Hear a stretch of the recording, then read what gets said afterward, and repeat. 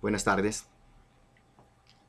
Cuando emprendemos la tarea de una reflexión sobre el trabajo de uno de los autores más prolíficos del siglo XX, como es el caso del profesor Edgar Morin, surgen una serie de cuestionamientos que invitan desde muy temprano a abandonar semejante idea. Primero porque dentro de ciertos ambientes académicos, Morin no es filósofo. Para algunos puede ser sociólogo o historiador, pero no es el prototipo del filósofo. Este argumento, que consideramos clásico, excluyente y hasta pretencioso, fue necesario rebatirlo recordando que la pretensión de la filosofía desde sus inicios ha estado ligada a la idea de la comprensión, de la totalidad, universalidad. Sin embargo, hay que adentrarse en su obra para entender que esta vez tal categoría, revisitada en términos complejos, no implica lo mismo que en la filosofía clásica. La pretensión de abarcar el todo no proviene de la intención clásica de retomar cada una de sus partes y luego decir que ya entendemos el todo. En este autor, en Edgar Morin, se debe establecer una relación dialéctica entre el todo y las partes y sobre todo hacer notar las múltiples retroacciones que se dan cuando las partes interactúan. Y de esa interacción siempre emerge un algo que es más que la suma de las partes. Aunado a ello,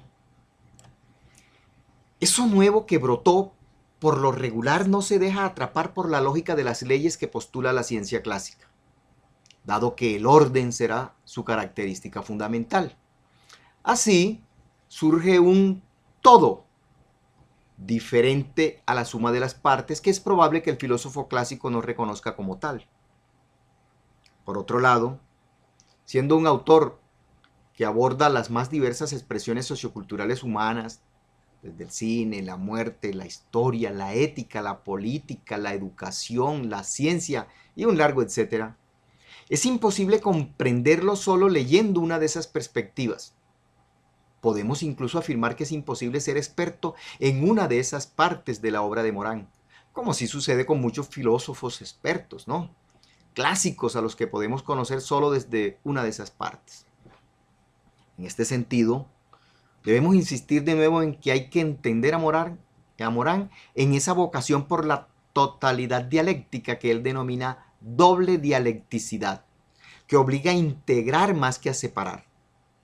Todos estos temas son un entramado imposible de desatar, por lo que no es extraño que en un determinado momento hablar de la ciencia es imposible sin retomar sus elementos éticos o políticos o epistemológicos.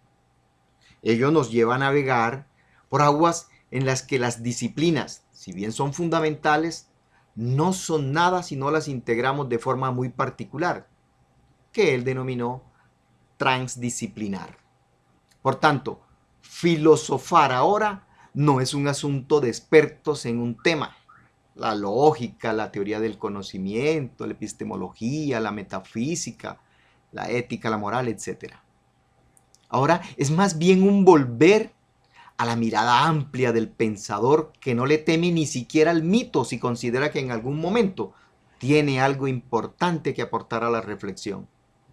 Mito, filosofía y ciencia son, para nuestro autor, sistemas explicativo-comprensivos que hay que poner a dialogar si queremos hacer interpretaciones que se parezcan más a lo que somos nosotros los humanos. Todo ello me lleva a decir que lo que está haciendo Morán es proponer un nuevo método desde el cual pensar.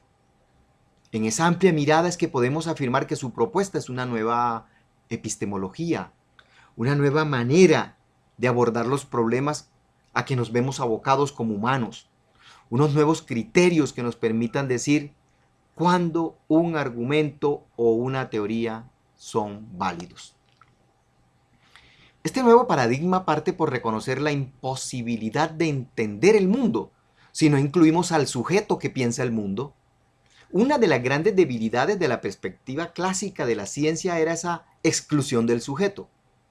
Centrados en la pretensión de objetividad, siguiendo un método que exigía pruebas empíricas de todo para dar como resultado leyes que revelaran el orden del mundo, la ciencia clásica se olvidó que el observador, el productor de la ciencia, no puede huir de su aparato biológico.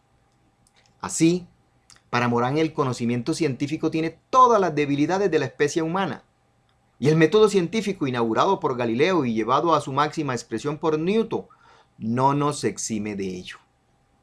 A su vez, una epistemología de la complejidad reconoce el esfuerzo humano por encontrar aquello que se repite en nuestro vivir, que los científicos denominaron leyes, pero entiende también que esas son producciones humanas, intentos por comprender nuestro mundo, nuestras vivencias. Esas leyes no reflejan el orden del mundo, sino la capacidad que tiene el sujeto por ordenar. Es una cualidad nuestra, no del mundo. Pero aún así, pensar el mundo a través de la categoría orden no refleja tampoco lo que hemos ido encontrando como característica del mundo. Si hay algo que se comporta de manera caótica es el universo, al punto que la física contemporánea puede afirmar que es el caos el originador de todo lo existente, incluidos los humanos. Como dice Morán, digamos que orden y desorden solos, aislados, son metafísicos, mientras que juntos son físicos. El caos, temido por la ciencia clásica, ocupa ahora lugar central en la reflexión moriniana. Orden y desorden se entremezclan en un fuerte abrazo que hacen ver el mundo muy diferente. Nos hacen comprender que los sistemas ricamente organizados también son inciertos, pero para ello tenemos que ver ese abrazo con una nueva visión. Visión de segundo orden, como la llamó el cibernético Heinz von Foster. Ello implica revisar tales categorías, orden, desorden, pero también la del observador que las piensa, pues él está incluido en la observación. Pero, aunado a esto, comprender que tales categorías no se abrazan en abstracto. Esto sucede en las múltiples interacciones que se dan en los sistemas ricamente organizados. Orden, desorden, interacción, organización, sujeto, todo ello en un diálogo que los acerca y los aleja, que los hace complementarios y antagonistas y que muestran hoy una imagen muy distinta del mundo humano. Esta nueva imagen no emerge solo de las anteriores consideraciones. Son producto también de todo el entramado de las disciplinas que abordaron estos problemas desde la primera mitad del siglo XX. Morán precisamente es fruto de tales lecturas, de todas esas nuevas reflexiones. Así, la física cuántica y su idea del desorden, lo aleatorio, el azar, presente en tantos fenómenos del mundo, mostró que esta circunstancia no puede ser vista como algo negativo ni imposible de trabajar desde la ciencia, sino que tiene otra lógica. Las nuevas lógicas borrosas o difusas y las nuevas álgebras y cálculos mostraron otras posibilidades interpretativas. Con la teoría de sistemas sucedió lo mismo. Luego de ella no es posible mirar los fenómenos de manera aislada, sino en su constitución como un todo organizado. De allí que la mirada fraccionadora del científico no podía dar cuenta de los problemas actuales, cruzados por tantas circunstancias. La cibernética mostró que es tarea de la ciencia establecer una dialéctica entre lo que se repite y lo que es diferente, para poder reflexionar sobre el cambio y por ende por el control del mismo. Shannon y Weaver muestran una nueva teoría de la información y comunicación que por primera vez pone el ruido en escena y muestran las posibilidades de medirlo.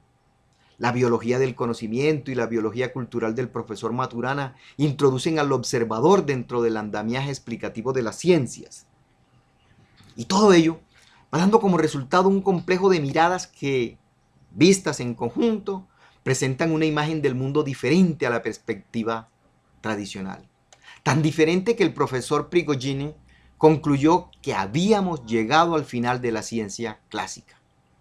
La nueva epistemología moriniana parte por reconocer la complejidad del mundo, la multiplicidad de elementos que intervienen en la mayoría de los fenómenos, la organización tan particular que desarrollan los distintos sistemas sociales o naturales y el desorden que se origina de ello.